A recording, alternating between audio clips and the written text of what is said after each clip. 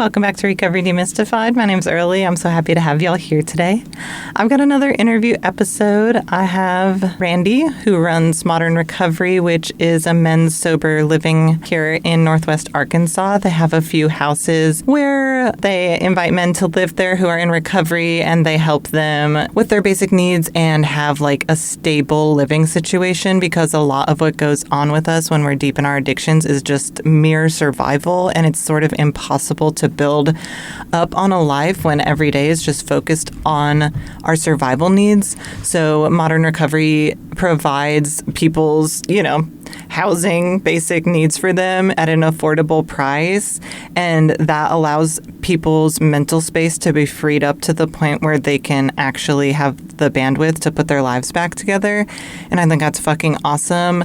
Obviously, not everyone needs sober living housing, but a lot of people do. There's a wait list for that. There's just not enough different options for all different people that are in recovery. So thank you to Randy for providing this option to our community, and it's nonprofit, which I love, which means there's, far less of a chance of exploitation when someone's not just lining their pocketbooks. So thank you for that. Yeah, Randy had it pretty rough in his addiction. His childhood trauma story is, one of the more intense ones that I've ever heard, and it's just amazing to see the resilience of the human spirit, how bad things can get, and how much of a drive for a good life that still remains inside of us, and that altruistic passion to help people around us and build community and find purpose, I think is such an important topic in this episode.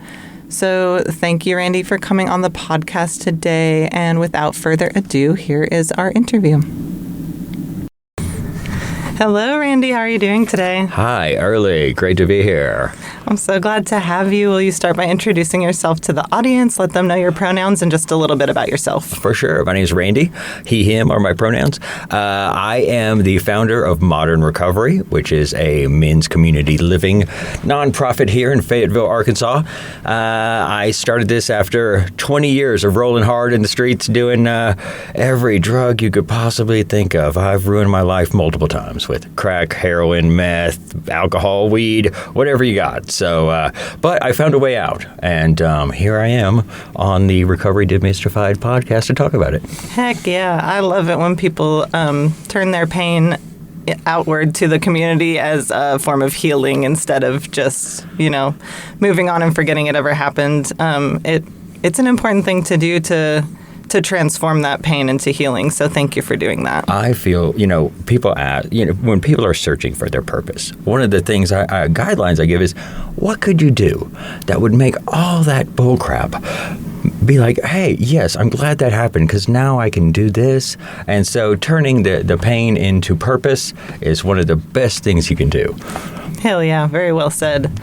All right, well, let's do what we came here to do. Let's talk about your story with addiction and recovery. So I'm curious what it was like for you to be a kid, some of your first exposures to alcohol or drugs, then maybe when it got bad, how you got into recovery, and importantly, the work that you're doing now. So start wherever you'd like. All right, let's start at the very beginning then. Okay, so, I am a person that feels like childhood traumas are what is driving a lot of this self-sabotaging behavior. When we get older, we've been programmed due to what happened in childhood. So for me, mine started so early. When I was 9 months old, my family was in a car wreck, and everybody died except for me. Holy crap. Yeah, so super tragic.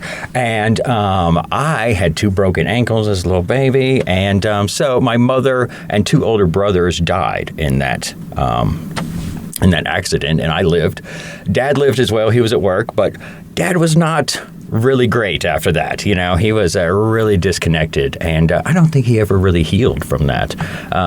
There was a real emotional distance in between me and him. So I grew up with childhood abandonment trauma. I'm sure you're aware that a lot of times the trauma isn't the event, it's what happens after the event that really, sinks it in there. Now, luckily for me, my dad remarried pretty early on. By the time I was 2 years old, there was a stepmom and a stepbrother in place. And I'm pretty sure that the thinking was, hey, that happened so early. I don't remember my biological mother. I don't remember the accident. I don't remember any of that stuff. So, hey, if we can just kind of do a little swap-a-roo here and get another mom in place, everything's cool, Yeah. And so, I grew up knowing this happened, and but my father and I never had a conversation about this, not a single time. And it was just like, hey, that happened, but everything's cool. Let's move on, Now, unbeknownst to me and everyone else in 1970s, this was a major problem that needed to be addressed. Yeah, 100%. It's like just because something happens pre-memory doesn't mean that the trauma of it doesn't still live inside of us. Childhood abandonment, especially infant, is so traumatizing. As an infant, we are programmed to stay connected to the bio mom because if you don't and you're a little baby, you're going to die, okay? And so abandonment equals death to an infant. Yeah. And so that was, I still don't fully comprehend the what I'm like because of that, because it's never not been a part of my life. Yeah. So growing up, I was super shy, super isolated. Like, I just was pathologically shy even. I was the kid sitting over in the corner playing with the sticks or whatever while everybody else was playing dodgeball or something, And I grew up with this sense of being apart from, I just never quite was able to feel comfortable or feel like I belonged, and it wasn't anyone's fault, nobody knew anything back then. And I just grew up feeling so isolated and depressed and grieving, and it was just unrecognized. Nobody knew that childhood traumas lasted, well into adulthood back then.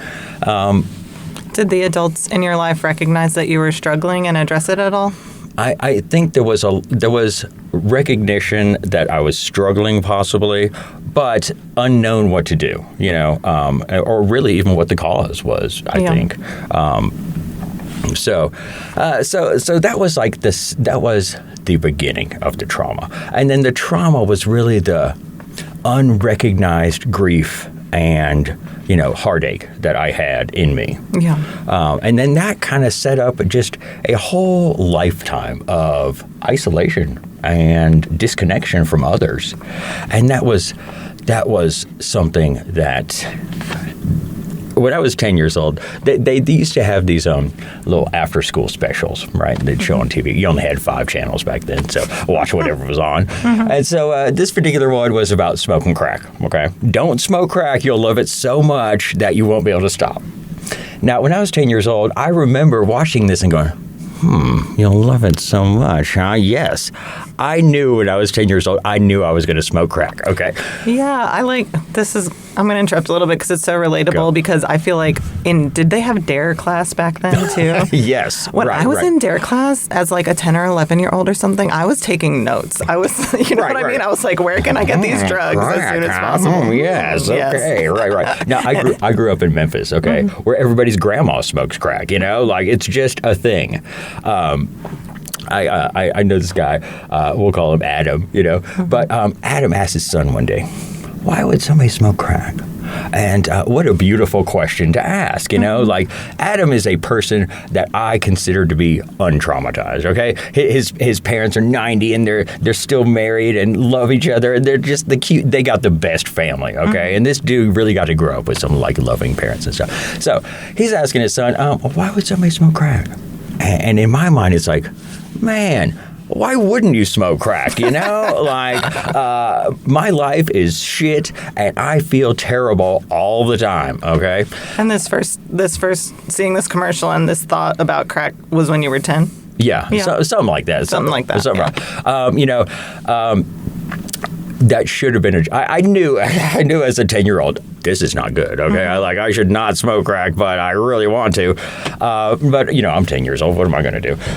So the red flag here was I was in a situation where, hey, I could feel good for a minute. Aha, okay, I don't care what the ramifications are. I want to feel good. You know? So, big red flag there. I didn't care about myself or my life. Ruin my life? So, who cares, man? Like, let's go. Yeah, when you already feel like shit every day, it's already low-key ruined. Right. And this is such a struggle for people. You know, I just started messing around with drugs and I got addicted. And my life has been terrible this whole time. The only joy I feel is when I'm high. And getting out of that situation is so tough for people, especially if you're living in the ghetto. Your life is terrible. This is the joy. You know, there is no fun times or happy times to go back to. It's all been suffering. So, okay, so 10 years old, I knew I was going to smoke some crack. And then growing up, I started playing music. I've been playing drums for a long time. So I kind of got into that kind of scene, you know. I went to Memphis City Schools and was in the band. And also was like pretty smart and stuff. So that was even more isolating. I mean, Memphis City School is not cool with like smart kids. So that was even more isolating, you know. But I did eventually find some connection with, you know, the weirdos and the freaks and the hoods and like people that were smoking cigarettes behind the school and stuff. And so I started kind of hanging out with that, you know, and that really led me into like sex, drugs, rock and roll lifestyle, which was, you know, it's good until it's not, you know. And is this in high school? What age are you here? This is about high school. Yeah. When I really started kind of coming into my own. Now, I had a stepbrother. His name's Justin. And Justin and I started experimenting with drugs. The first drug I ever did was, he's 2 months older than me. So I grew up with like a dude that was in the same grade as me. And we were just like besties, you know. He was my stepbrother, no biological relation. But he felt like a brother. Oh, right, exactly. And for me, that was probably kept me alive, you know, just having a guy he was really outgoing and cool and fun and stuff. And so the first experience I ever had was smoking a joint at his 15th birthday party. And oh boy, I was like, yes, this is it. This is what I've needed my whole life. All of a sudden, I felt connected to people. You know, I forgot why I was so isolated and distraught, you know. Like even today, you smoke a joint with a group of strangers and all of a sudden you're friends and like everybody's having a good time. Or you go to the bar and you get drunk and, oh man, you're my best friend now. And like, I feel so connected to everyone and this is great. I love it. So off to the races it was. You know, I had found the thing. I'm curious, that connection to others is very common through substances. It makes a lot of sense to me. Was there any moment of feeling connected to yourself or connected to something larger than yourself, or was it mostly that social connection? There was, you know, that first experience was just the beta test for what was to come. Yeah. So that was just connected to others. Connecting to others. Right. As, you know, and that kind of led to LSD, mushrooms, you know, MDMA, ecstasy, Molly it's called now, I think, was really big in the 90s. I graduated high school in 1993. And so I was a rave kid. You know, raves are happening and stuff. And like, what a cool scene of just getting wasted and, you know, going to a warehouse and partying down and stuff. And so as Justin and I are experimenting with drugs, he developed schizophrenia, early onset, and you know, it wasn't like caused by LSD, but I don't think that helped either. Yeah, I think a lot of times there's like a trigger or whatever, and it can be drugs. Right, it definitely can be drugs. So he man, he went off the deep end and has not come back. So another tragic abandonment loss in my life of a person that I had like really come to be really codependent on, you know. So another person gone. At the same time, my parents are getting divorced. My house, there was never any, you know, my parents announced their divorce by walking out one day and said, hey, yeah, we're getting divorced. We're like, I mean, I was like 16, so I was like, cool. But, you know, I never saw them fight. I didn't know they were having problems. I didn't know any of that.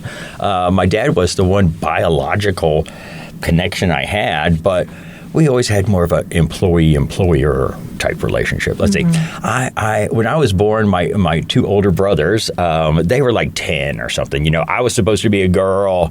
Like, mom wanted a girl, so they were going to try again, but then it was me. And so I'm not going to say unwanted, but, you know, it wasn't like, yes, we need another baby. He was pretty disconnected emotionally, and that set up in my mind, you know what, love means abandonment, love means neglect, uninterest in me or my needs, and that was a perpetual state of depression and isolation. So connection to a greater something. I was just curious with that because I feel like that's a case a lot of times where it's like we feel so isolated and lost and disconnected as kids that have experienced trauma, and then when substances come into the picture, oftentimes, it can be that connection to other people. Then sometimes it's like finally connecting to ourselves or like the world around us, like in a broader sense. And I was just curious if you experienced that at all. I'm 50 years old, and being connected to myself, I think I just hit that like a month ago. Hell yeah. Congratulations. Right. Thank you. Okay, it's been a long time. And I have put in a ton of work to get here. Okay. All right. So. Well, maybe we can get to that a little bit later, but yeah. So right, I'm still like 10 years old in this story. Okay. Yeah. So your brother, goes off the deep end. You know, he's he went to various group homes and stuff, and he's got a pretty stable living situation now. So that's good. But during this time, you know, we're doing some pretty heavy psychedelics and stuff, and I'm talking like we would trip every single weekend, and that kind of opened up a connection to something more than me. Breaking down the mental barriers I had that was preventing me from experiencing love. And, you know, even if it was falsely induced drug love, hey, that was still a feeling, you know, that was like nice. And so that kind of started a spiritual quest. I've always been a person that was very interested in what is this reality about? Why are we doing this? Like, what is the simulation for? You know? And I'm just fascinated by the idea even now. So now let's see, my parents got divorced. Now, my parents got divorced and Dad moves off to Kansas City from Memphis. Justin and I helped him move. We like rented a U-Haul, got him up there and stuff, and like kind of left him there. He asked if I wanted to move with him, but I was a senior in high school at this time. I was like, no way, man. I'm not going to move and like start new school as a senior. Like, sorry, dude, but no way. And it wasn't like we were that close anyway. So we come back home from moving Dad one weekend, and new dude is at the house. New guy. Mom's new boyfriend, husband guy. Ooh. I know, dude. And it's like, okay, who's this guy? He was more of a, Memphis is right next to Mississippi and stuff, so he was more of a country kind of dude, and that was not me at all. And I was like, nope, I'm out. And they, you know, Mom wanted to start a new life. With him, and you know, we did grow over the years to get really close and stuff, and his name was Pepper, and he was a pretty cool dude. But at the time I was like, hell no, I'm out of here. Now luckily, or unluckily I guess, they moved, and I was left at the family house as a senior in high school to kind of just hold it down while they sold it and stuff, and they moved to another place and had a kid, and I was left at the house by myself.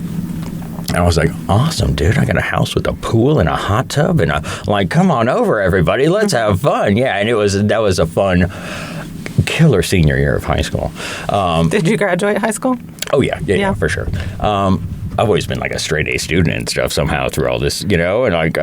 So all the partying all throughout high school and all the trauma and everything, there was not any really negative repercussions quite yet? Right. And so part of my job is I'm like a high-functioning person, and like that sounds good, but boy, oh boy, I could just really keep this going for years before the ramifications caught up and like finally, started to get too much.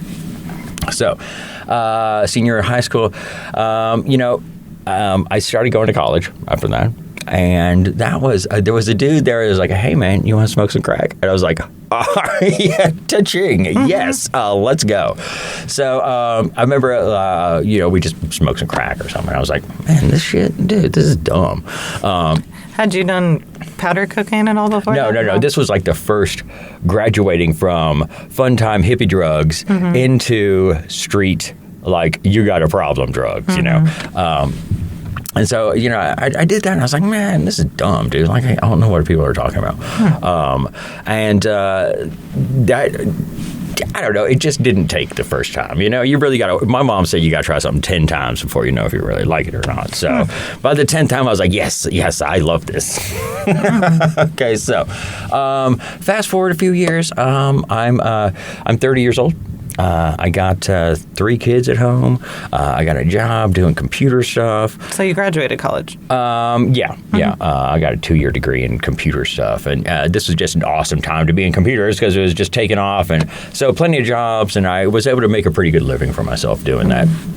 And raise a family and everything. So it's the night of my 30th birthday. And, I had been maintaining with just beer and weed for years here. That was my thing. And I just kind of just floating along and doing that. So it's the night of my 30th birthday. And my wife at the time was just, she got 3 kids at home, okay? And, like, she is exhausted all the time. And I was really struggling with just feeling isolated and alone and stuff. So it's my 30th birthday, and this is the first night I ever sneak out of the house. Oh. To go smoke some crack. And so, in Memphis, this is how it works. In most big cities, they got a dude on the corner and you can just kind of pull up and, hey, man, how's it going? You kind of do a deal and stuff. And so I did that. And, that night turned out to be so fun. You were just chilling by yourself, smoking crack? Yeah, right. So, but I felt so good. And I was like, man, yes, this is awesome. I remember one time just driving around, and that's what I would do. It's like I couldn't really smoke crack at home because I had little kids and a wife and stuff. I had to like leave. I had to sneak out at night and go find some crack and then drive around smoking it and stuff. And so I remember driving around one night and just looking at the crack pipe and going, crack, I love you. Yeah, right. I mean, it was your new bestie. You're right.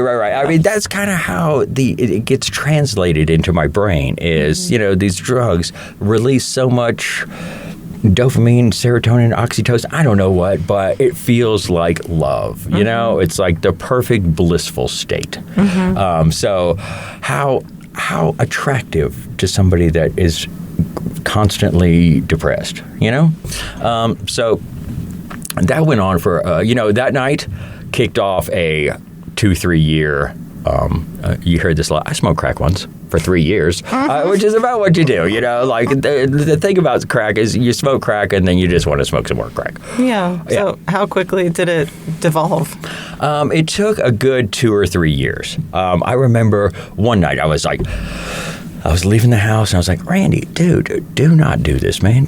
Don't turn around right now. And I'm driving to the ATM but I keep going, and I'm typing the numbers into the thing to get some money out. And I'm like, dude, stop. What are you doing? And it's like, I'm on autopilot or something. It's like you're watching yourself do it. I know. Yes. And I'm consciously, intellectually going, this is terrible, man. Stop doing this. But, your body is just on its own, right? So, and that was that's something that sticks in my memory as something of, man, this was the tale right here. Was your wife onto you, or like? Okay, not yet. Not yet.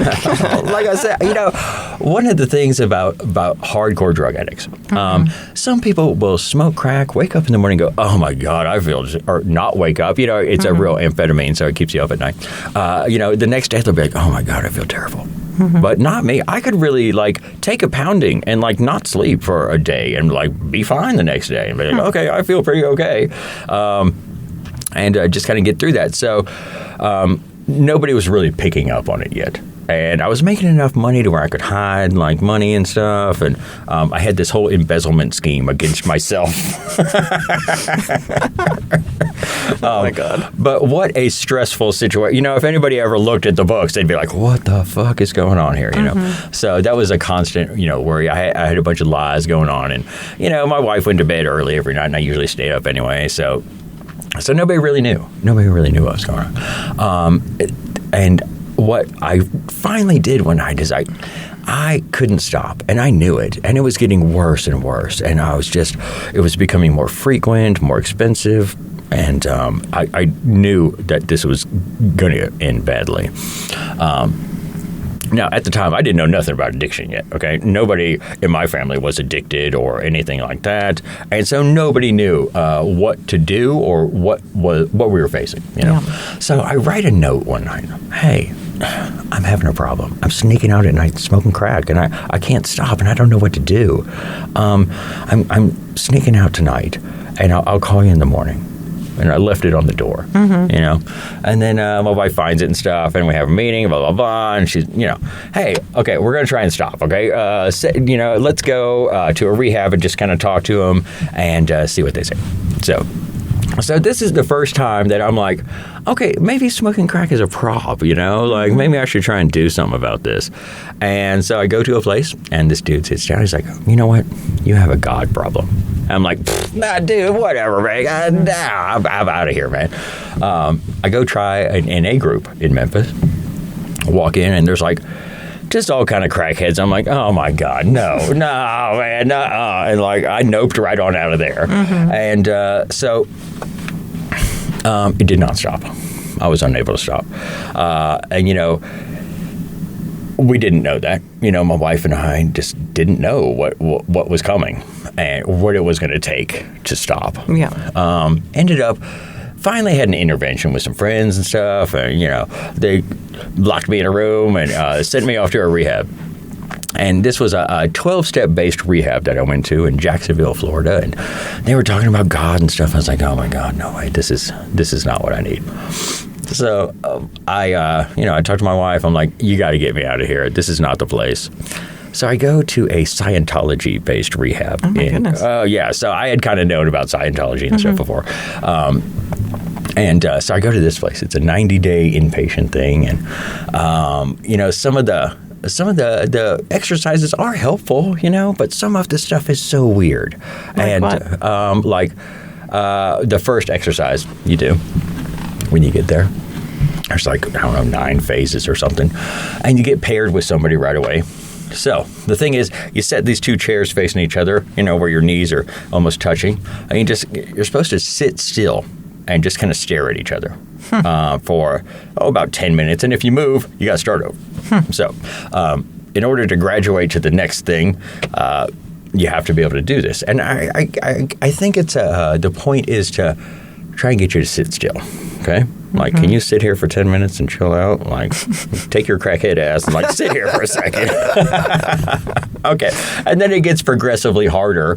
By the end, you're supposed to be able to sit here for 2 hours, no movement, while people are also...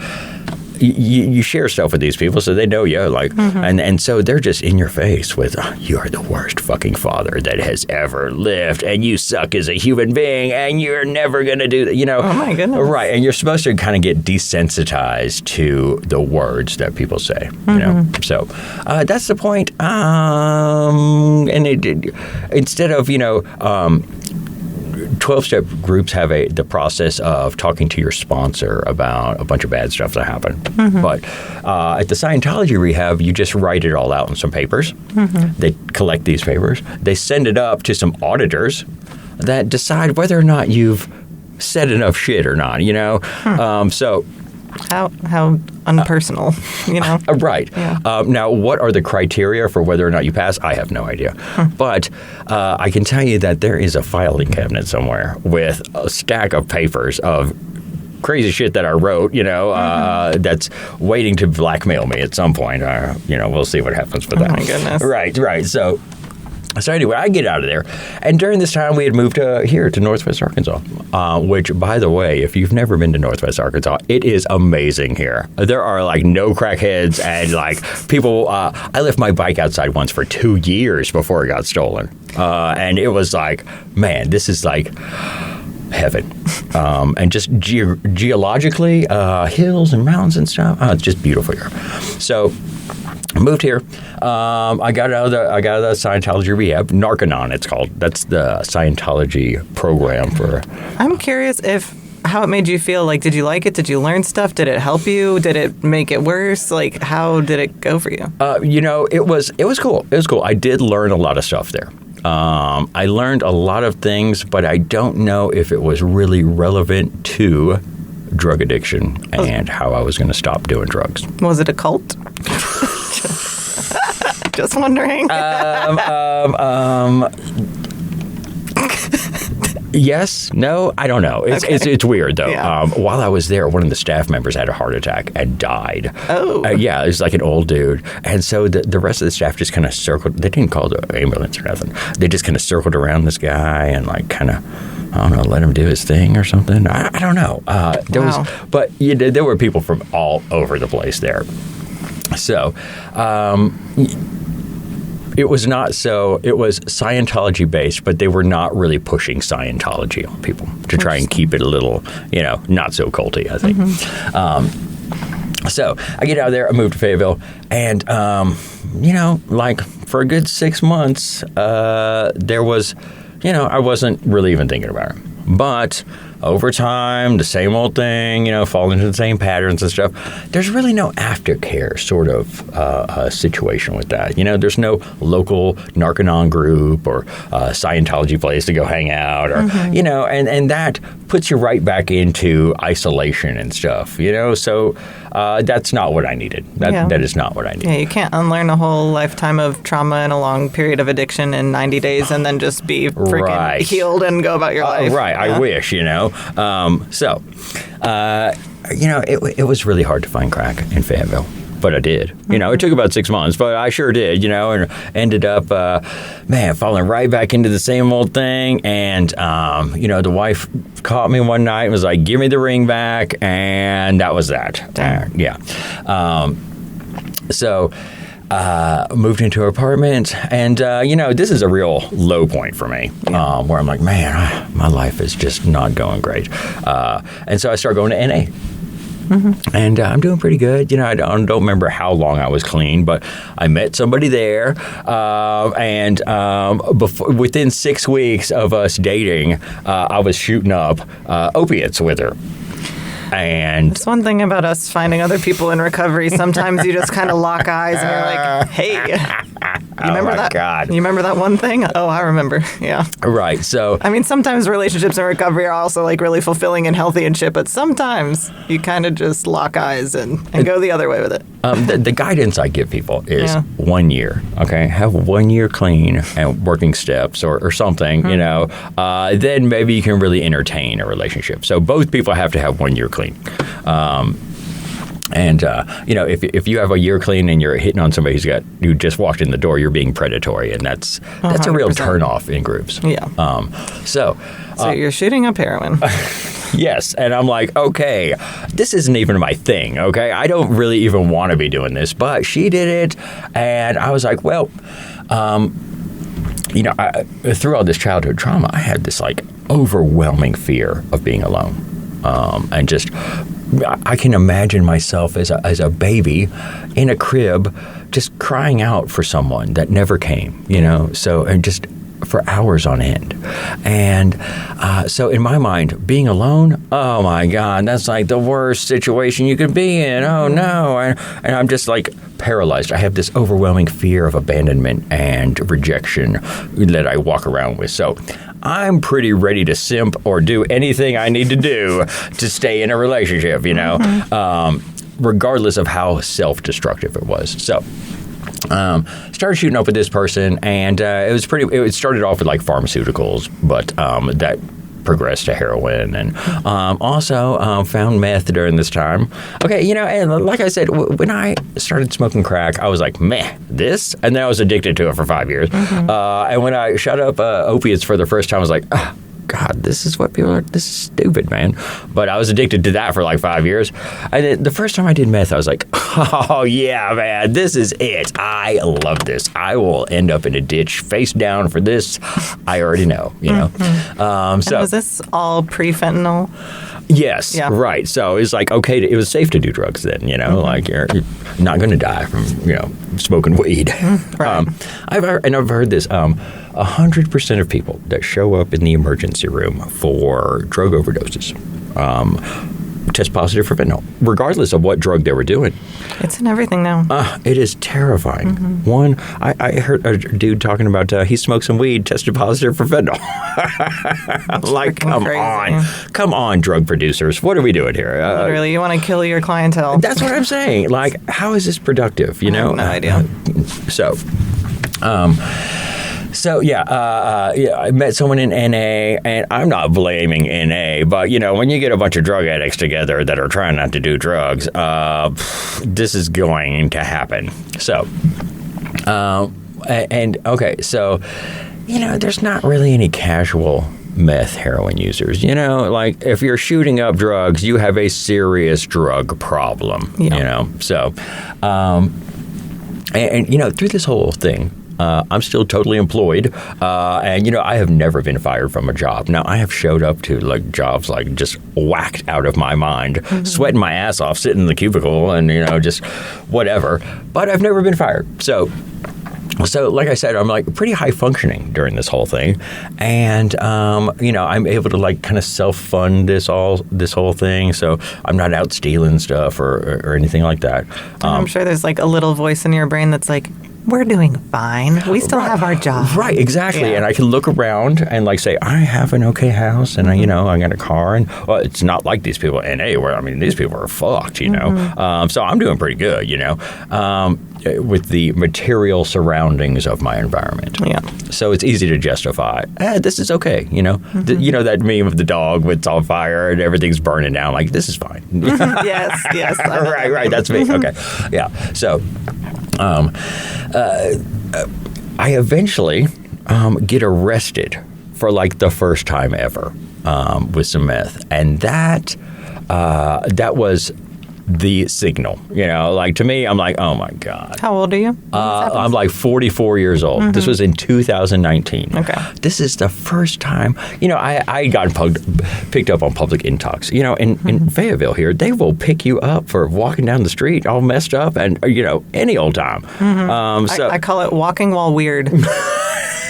Right. If you see somebody walking down the street at 4 o'clock in the morning, you're getting picked up. Okay. Yeah. I've worked on the ambulance a couple of years, and we'd get called on people walking while weird all the time. And I'm like, this person doesn't have a medical problem and they're minding their own business. Let them walk and be weird. Right. Let them walk and be weird. Yeah. So in Memphis, if you're not actively murdering somebody, nobody cares what you do. Right. Yeah. So it's kind of a culture shock. So anyway, I ended up in, you know, the drug tank a couple times, not knowing how I got there and stuff. But getting arrested with some meth, oh boy, now I'm facing felony drug possession charges. Goodness. And and this was like career ending, and it is so embarrassing when you show up on the Washington County site with your mugshot. You know, my kids are at school. I don't know what, if any, But he knew for them. But God, how embarrassing to see your dad, all messed up. Your mugshot is never a great portrait either. It's like, oh boy, you look like a crazy person. 100%. I have these pictures in my houses now where it's like, here's my last mugshot, and here's me now. Okay, like you can make it from this dude to this dude, and it takes a while, but you can do it.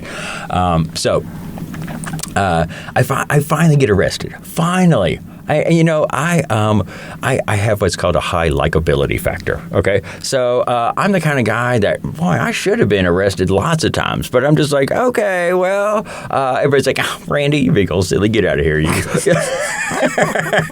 And like, that sounds cool, but I just kept going. The ramifications weren't coming.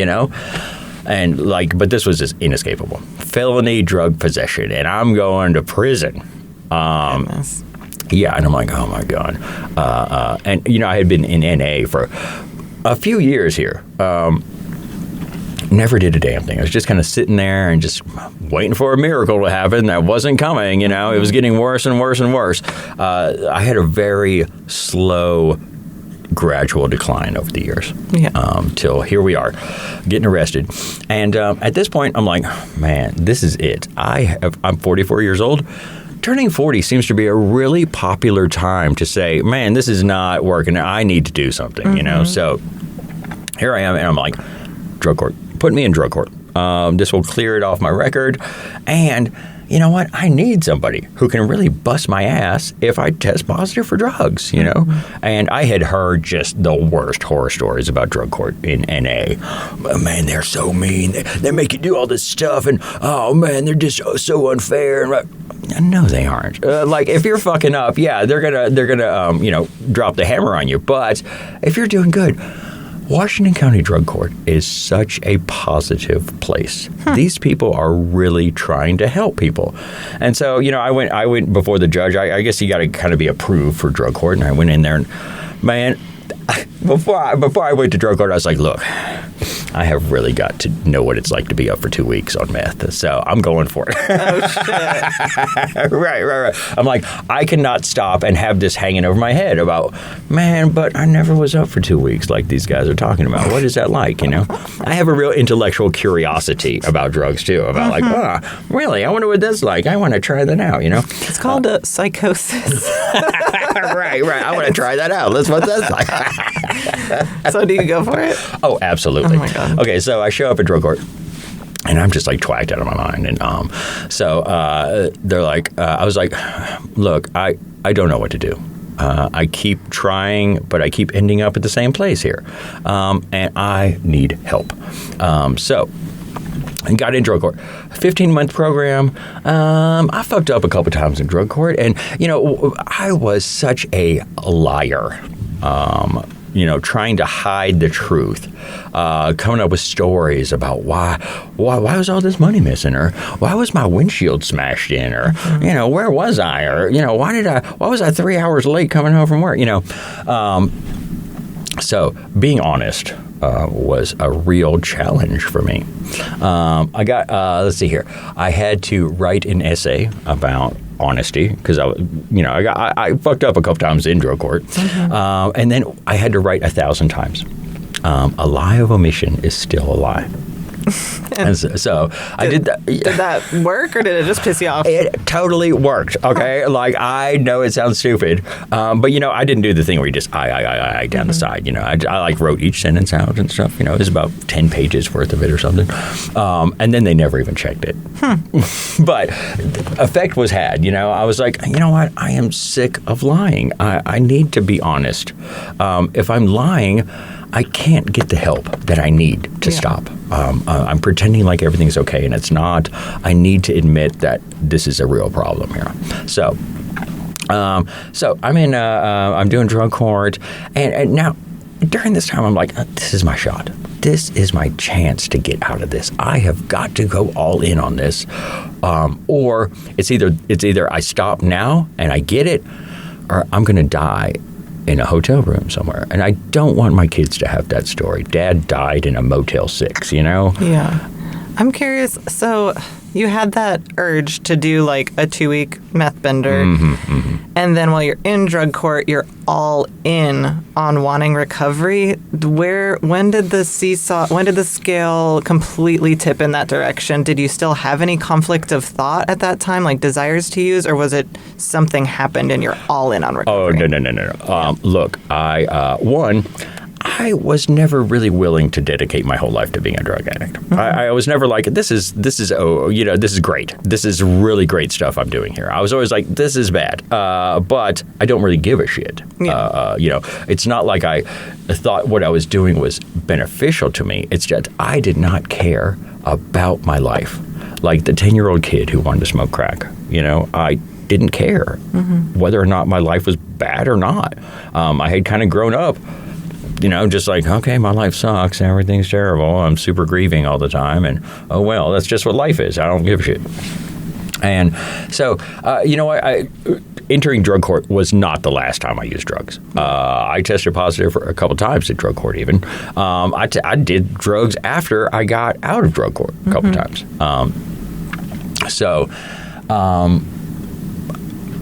But it really set me on, drug court gave me 15 months of, man, I have really got to try. So during this time, I had a house, I had a job, I had all this stuff. And somewhere along the road here, I realized, man, all of this stuff has to go. The job, the house, all of this contributes to my using drugs. My whole world is built around drugs and drug using. So I have got to go radically in on this. Left my house, pretty much just left all the stuff in it. I was renting. I mean, it's not like an abandoned house, but called the landlord. I was like, sorry, dude, this is happening. Bye-bye. And left the house. I had a corporate job that I was like, sorry, y'all, I can't do this anymore. And I quit that, and I moved into what's called an Oxford House. Have you heard of this? I have heard of those. Okay. So Oxford House is like a sober living situation. And it's more like Christian sober living, right? No. You're thinking Oxford Group. Now, you're right. Yeah. Oxford House. Tell us about Oxford House. Okay, Oxford House. I'm going to make a little plug for Oxford House, even though they're the competition. It did help me. Okay, so Oxford House is a company that does, they have sober houses, and they got like 2,500 or something around the whole country. Very big operation. And must be like for profit and take insurance and no. It works in a situation like, okay, there's dudes living together, and you kind of elect a president guy every 6 months. You kind of rotate the president and stuff, and somehow it just works. Yeah. Now, do people go there and never use drugs? No way. And it's like always on the verge of becoming a crack house, and it kind of depends on who's in charge right now about what's going on. And so I move into this Oxford House. I'm like, I have got to do everything. I'm going all in. I'm going all in on this. And so I move into an Oxford House, and at the time, a problem with Oxford House is you elect a new leader every 6 months. Now, when you run out of competent people, you're electing an idiot into the situation. Yeah, how many options are there? How many people live in Oxford? It depends. The one I was in had like 8 people there, and it's a kind of a constantly rotating cast of characters. You'll have about 4 people that are like pretty solid, and then 4 people that are just coming and going. So. Eventually, somebody gets elected in as the president, and they decide to do medically assisted treatment. Medically assisted treatment is using prescription medications to help wean yourself off of hard street drugs. Get your life stabilized. One of the most popular ones is Suboxone for getting off of opiates. An old school version would be methadone. Oh, right. Oh, I've been to the methadone clinic. I've been kicked out of the methadone clinic, let me tell you. Oh, my God. Yeah, shooting methadone, that pink stuff, Not advisable. It tastes like cherry. You can taste it when you shoot it. It's weird. So anyway, this particular Oxford House that I'm living in, they decided to do medically assisted treatment, and And I'm like, dude, this is a stupid idea. Don't do this. We're not going to be able to do it. Why did you think it was a stupid idea? The idea that drug addicts are going to be able to manage their prescription medication and take it as prescribed. I see. Is so there wasn't a doctor. No. Right. There's no staff, or it's all just volunteer people doing. There's nobody really in charge. Yeah. Okay. It's sort of a democratic society, I guess. I don't know, with a constantly new elected president every 6 months. So anyway, this Oxford House I'm living in, they go medically assisted treatment. Okay, cool. Then Oxford House corporate sends down some dude that's like, no, this is not what we're doing. Anybody who tests positive, got to go. Or we're going to take your charter as an Oxford House. And so at the time, we're like, man, get the fuck out of here, dude. Get out. And we don't need to be in Oxford House anymore. They had been running for a couple years. I'd been in there for a couple years then. And we had just kind of grown to a place where people would call us directly. They didn't need... Whether or not we were in Oxford House didn't really matter anymore. We had enough contacts in the community to where we could survive as a standalone operation. So...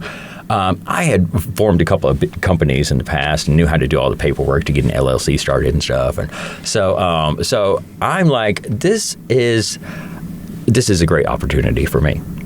This Oxford House is getting, shut down, but I'm going to incorporate this as my own thing and just kind of run it then. So I do that for Modern Recovery. And what year was this, and how old were you? This was April of 2022. Okay. I was just looking at the paperwork, prepping for this interview.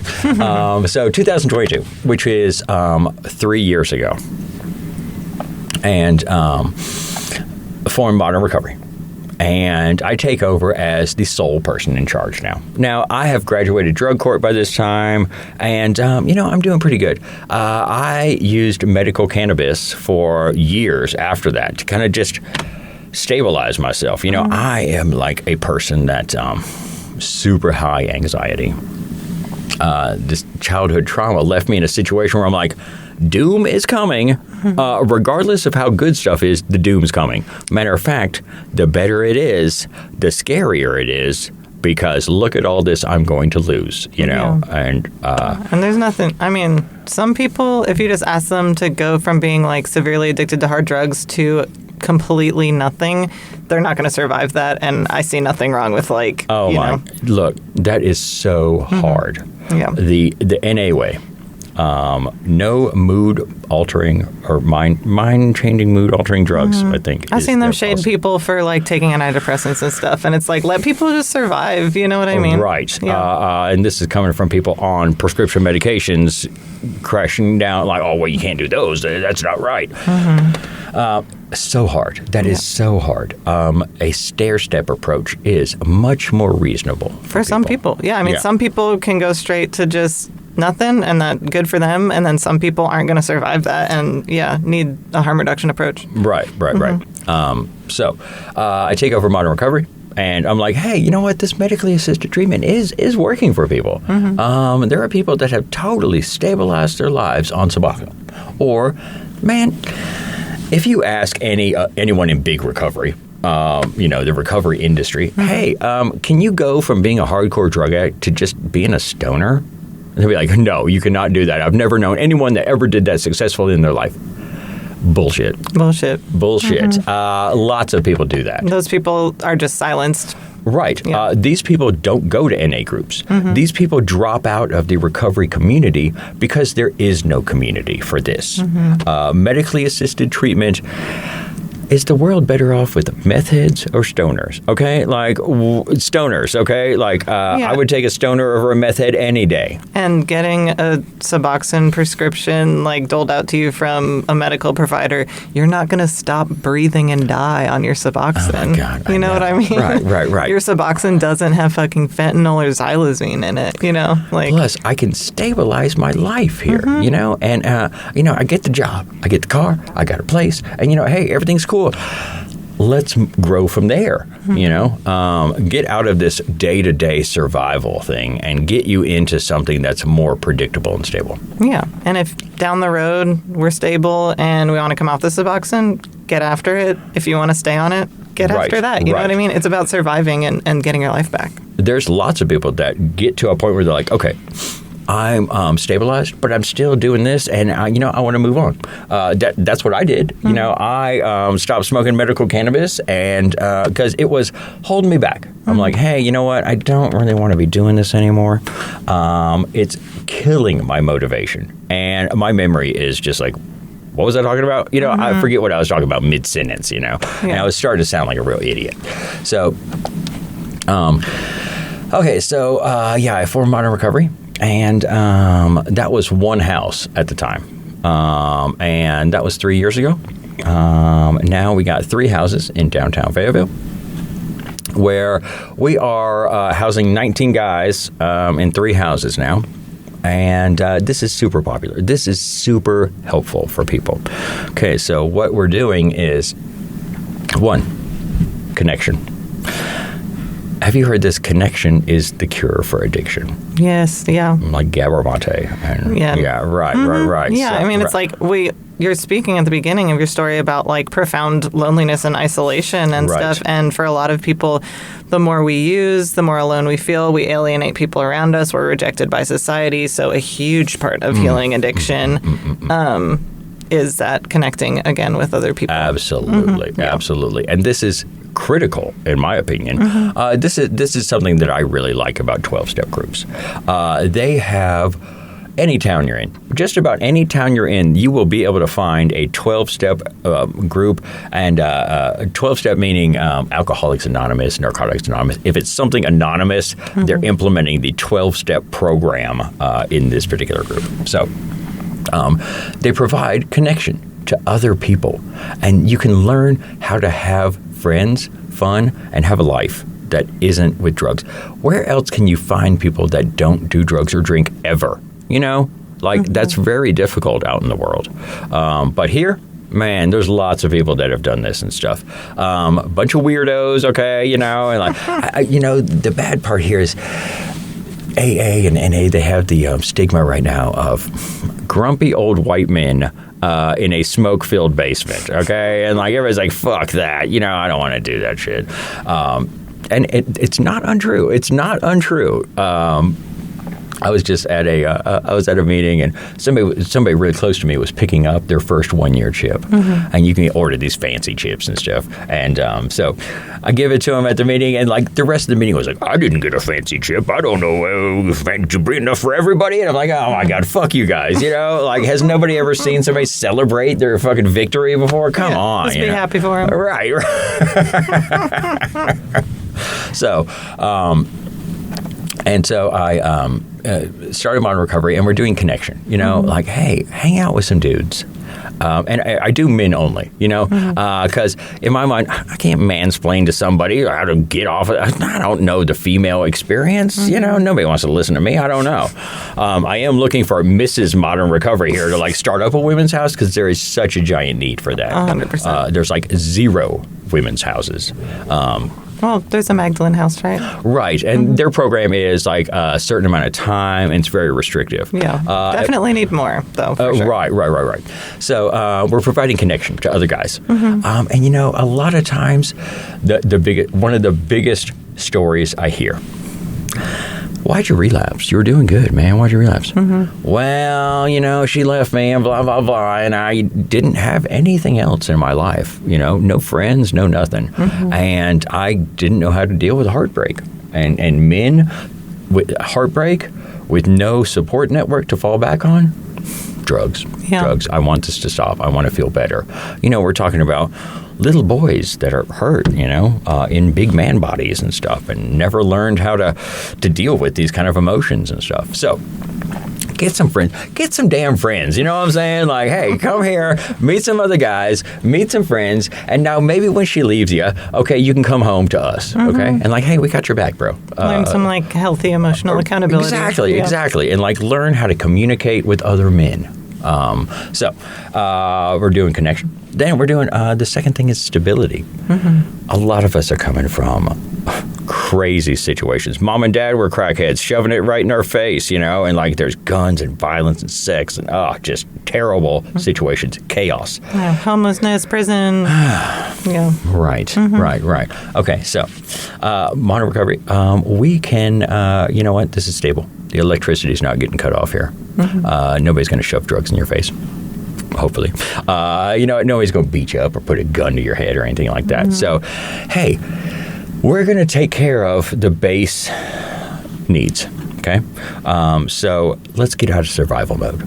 Let's try and raise up to something a little bit better, We're going to take care of the basic needs so you can have a stable life, maybe for the first time ever. Yeah. And now you can focus on yourself. A lot of people, you say, what's your purpose? I have no idea. When you're living in the ghetto, what's your purpose? I'm trying to survive till tomorrow is my purpose. And that's it, And so it's kind of an elitist, privileged thing to even know what your goals are, And so a lot of people are just sitting on, I don't know what to do. I get the job, I get the car, and I'm just work, eat, sleep. And what to do after that? There's something after that, So stability. We're giving you stability so you can build on top of that. And then the third thing that modern recovery does is affordability. It is the rent is too damn high. You know what I'm saying? So Fayetteville landlords, take it down a notch. Oh my God. Take it down 3 notches. Okay. If you're living paycheck to paycheck, one thing happens and you end up homeless, And then there goes that stability you're talking about. Right. Yeah. If you're homeless, it's going to take $2,500 to get a 1-bedroom apartment. You're going to have first month's rent, security deposit, get these utilities turned on, get furniture and stuff. That is impossible, especially if you're working a minimum wage job. Look, in my mind, if you are working a full-time job, you should be able to afford a house or a place to live, food, and a transportation, and some little fun every now and then, Yeah, go to the movies. Right. That's not the world we live in. No. So, affordability. Hey, together, we can afford a nice house in a nice neighborhood. Okay, and we can put something together that will really be nice. So, right now we do $150 a week, and that's all in. There's no additional cost on top of that. So for $600 a month, there's a $300 move-in fee. So if you're on the street, you got nothing. $300, we can get you into a house. And that's doable. Hey, these people are hustlers, okay? Go get $300 somehow, just get it. I don't care how you get the money. Get over here and get in. And that's doable. And then $600 a month, you can afford that on just about any job. Hey, we got internet, we got streaming services, we got private rooms. It's something that modern recovery does that is something that sets us apart. A lot of these sober living houses are trying to fit as many people as they can into a room, and it's disgusting. I mean, look, this is not Gen Pop here, okay? Right. We are trying to live a life. So at Modern Recovery, we offer private rooms. You start off in a shared space, and the guidance I give people is give it 2 weeks to 2 months, and then something will open up where you can have your own private room. And once you're in there, in my mind, this is how guys should be living. Until you're ready to move in with your wife, girlfriend, whatever, start a family, live with other men. The idea of going home to my empty-ass apartment at night, oh my God, that is terrible. That sounds horrible to me. Yeah. I want to come home and the power of just having someone say, hey man, how was your day? How's it going? Oh, transformative. Absolutely. Transformative. We're talking about connection here.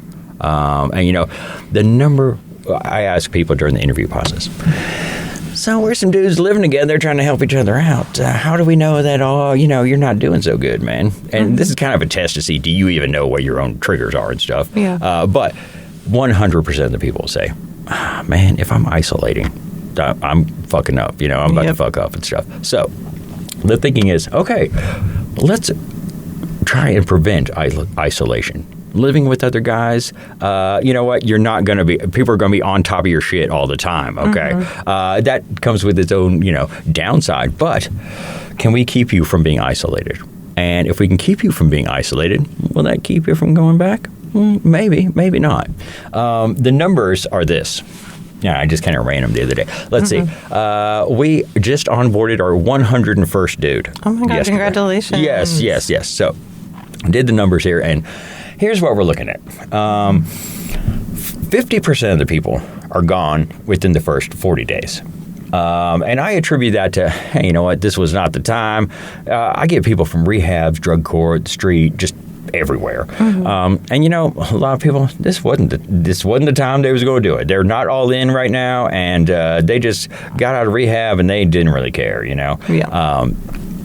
So in my mind, there ain't no help in that. Okay, look, if you ain't ready, this ain't going to work. No program is going to work if you don't want it. So cool. If you can make it past the first 40 days, you got a real good shot at making it to about 120 days. And that's about 4 months in. And these are the dudes that can, get the job, get the car, get everything working, and they can really kind of stabilize. Yeah. But they get to a point where okay, man, it's just work, eat, and sleep, and that's boring, and don't know what else to do, don't know where to go from there. Now, if you can make it past 120 days, you got a real good shot at making it to a year or more. And these are, the people that really make it have goals. I have this shit job right now, but I'm working because I'm trying to get to whatever. They're addressing that purpose thing you were talking about. Exactly. Yes, the purpose. They have a reason to work this shit job, and they have a higher reason to be doing what they're doing. And that seems to be critical. If you can't come up with, this is what I want with my life, you get stuck in work, eat, and sleep. And that's depressing after a while, Some people can just power through and stuff, but they're miserable. We're not little work machines to keep the capitalist forces going. That's not what we're meant to be. There's so much more to life than that. I can't wait to get up and make my boss rich today, no, dude, no. No wonder you get depressed. Yeah, you have to find the purpose, have to find the things you lost along the way. Absolutely. Okay, so I had talked about, I just very recently came to just my own connection to myself, where I realized, what, I ask dudes this all the time. What's been more destructive in your life? Drugs, relationships? And for me, the relationships led to a lot of self-destructive behavior because my fear of abandonment, fear of rejection caused me to be in situations that were tragically abused. I let people shoot me up. I've let people cheat on me. I've let people just treat me and abuse me and verbally and physically, just all kinds of things. Because you hadn't healed that inner wounding. Right. So just very recently, I've just come to, oh my God, I'm here. I'm done. I had been through enough tragic breakups over and over and over where I was like, I don't need this. I'm doing this to myself. I keep abandoning myself. And now, luckily, I have a purpose. Modern recovery and doing this is really something that I can really go all in on. And I need that. I'm a person that needs what am I doing with my life? I think we all need it to one extent or another. Right. So, what's next for Modern Recovery? Thank you for asking. What's next for Modern Recovery, Randy? Okay, well, here's what we're going to do. We are constantly trying to expand. I got I'm working on the 4th location right now. I get told no a lot. I get told this a lot. I love what you're doing. This is such a great... Oh, you're really helping the world, but you can't do it here. So there's a lot of that not in my backyard situation. Yeah. So finding the right kind of place and, and can't be too good or too shitty, or it's got to be a sweet spot of neighborhood and stuff. But we're constantly trying to expand. There's a waiting list, and Modern Recovery is the premier sober living place in town. So we got nice houses. We aren't trying to cram people in there. We want people to, this is your home. man, like live here and be comfortable. Yeah, and just y'all being a nonprofit, like, speaks louder than words, because it means you're not out there just trying to get as much money, cram as many people in there, and, like, you know, pad your pocketbook or whatever. It's crazy. It's but about helping people. Yeah, there is so much scamola happening in the recovery industry. It's sickening. And people are so vulnerable. Right. Yeah. You know, people they'll have a recovery house out in the middle of nowhere, and you get in there and like, okay, well, what now? Okay, now I got to pay $20 a week for a ride to work, and I got to pay $50 a week for that. And it's like, how are you scamming these people that have nothing? Like, go scam rich people, you know? Literally.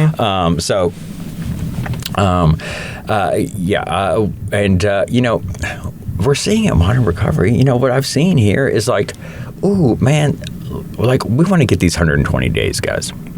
How can we help them find purpose? And what can we be putting out there? You know, the 30 days are under. This wasn't your time, you know, like I hope that this is, you know, getting kicked out of the sober house is more pain in the bucket of maybe this isn't what I want. So when I tell people to get walking, you know, that sucks. You're going to feel pretty bad about yourself. Yeah. But we're really focused on how can we provide a program here that can help people with the struggles that they are going to encounter, you know, maybe by forcing people into action. You know, the CBT triangle of thoughts, feelings, actions here. Let's start doing the actions of what successful people do. And if we can force you into that, is that going to change the way you think and feel about yourself? Can we get you to a place where you believe that you can do this? I believe that you can do this. I know if I could do it, anybody can. Literally. Right. If I can get sober, I know. Anyone if fucking Randy can do it. Right? If Relapse Randy can do it, you know. Oh my gosh. Right. I've become Recovery Randy, you know, and this is the growth, right. So.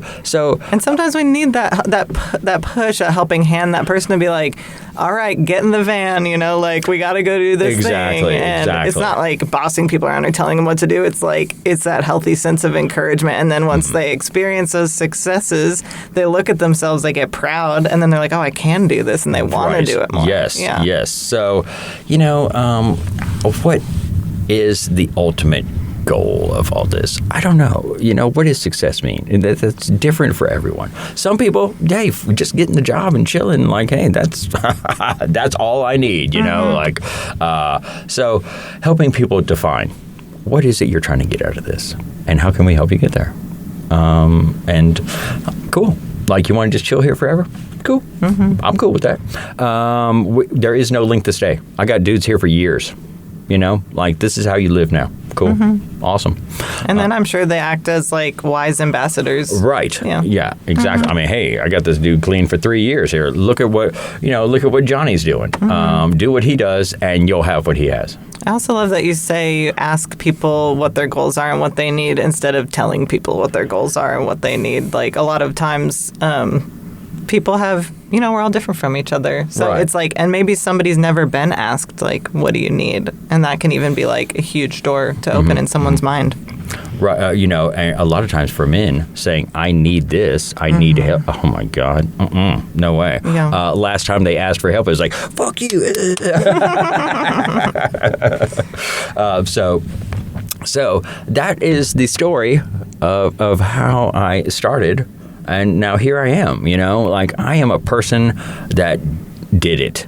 I made the right moves. I went all in on this, and I found a way to turn my pain into a purpose. And, like, here's my story. And if I can do this, anybody can do this. Hell yeah. So awesome. Thank you so much for sharing. I have a couple of questions that I usually end all of the interviews with. Go for it. One is, what do you think people don't understand about addiction? Addiction. Okay. Why don't you just stop doing that? What's wrong with you, man? Okay. Addiction of any type is an OCD condition. We all know the story of the guy that can't stop washing his hands or something, you know, like, that's what it is. It's an obsessive compulsive disorder. Obsessive thinking or feeling leads to a compulsive action, going and getting drugs and getting high. And so it is this unstoppable loop that people are unable to. I was talking about sitting at the ATM going, oh, man, dude, stop, and like, I know what to do. I can't stop. And I think that is one of the biggest misconceptions. Why don't you just stop doing drugs then? Look, I know that shit. You think I never thought of that before? Like, oh, just stop? Okay. If it was that easy, we wouldn't be here. Everyone would have done it by now. Right. Yeah. So, there's old language of spiritual disease, and there's, hey, you know what? We got a real good handle on this now. Obsessive compulsive disorder is what people are experiencing, and that makes it impossible to stop. Not that you can't learn ways to like totally overcome this and manage it and stuff, but yeah, that's what I think is the biggest misconception about this. That people don't have direct control over their actions in that moment. If you could speak to someone who's in that situation, in the depths of their addiction, having a really hard time watching themselves go to the ATM in the crack spot, what would you say to that person? The problem is not doing drugs. You're using drugs to medicate yourself. In my mind, what's the difference between medicine and drugs? There is no difference. You know what the best medicine for social anxiety disorder is? Alcohol. Okay, like go get drunk. Okay, you'll be talking to random strangers like your best friends. Okay, this medicine has terrible side effects though that a lot of people are willing to accept. So the answer to addiction is not stopping doing drugs. The answer is become a person that doesn't want to do this to themselves anymore.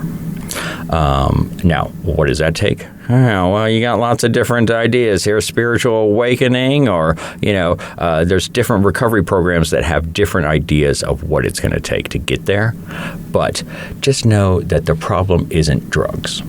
The problem is, there are people in the world that will go, meth? No, thank you. I'm never going to do that. I don't want that. But if you're a person that's like, meth? I think I'll give it a try. Look, you're dealing with something that is well beyond mere drug addiction. That's the medicine we use to medicate ourselves here. So. Yeah, I've heard it said, creating a life that we don't need to escape from. Right. Believe me, I am living a life now where I'm like, man, who was that dude? What was I? That's so far removed from what I would do now. Now, it's always a risk. Sure, I could drive down the street and go get some meth, but getting meth is so difficult. It takes 2 days to get. I mean, these people are insane. But could I do that? Yeah, but I have built a life that is something I wake up and go, man, hell yeah, I get to do this today. Yes, this is what I wanted my whole life, and I'm here now, and I ain't going back. And if you're out there and you're suffering today, both of us in here in this podcast room recovered, and you can do it too. You can do it too. We can create a life that we don't need to escape from. You can have everything you ever wanted. It's never too late. If you're still alive, you still got a chance. No one's too far gone. Right. All right. Was there anything we didn't get to that you wanted to mention? I think that's everything. Wonderful. Plus some. All right. Well, it's been really great having you here today. Thanks for your time. Early, thank you so much. It was great being here. Recovery Demystified is produced and edited by me, Early Brunner. Stevie Petet made our logo. Our social media manager is Kaylee Bausch. Logan Bragg wrote our beautiful theme music. We are entirely supported by donations as a 501c3 nonprofit. Your tax-deductible donations can be made to our Venmo or to our PayPal at Recovery Demystified. May you be happy and free, dear listener.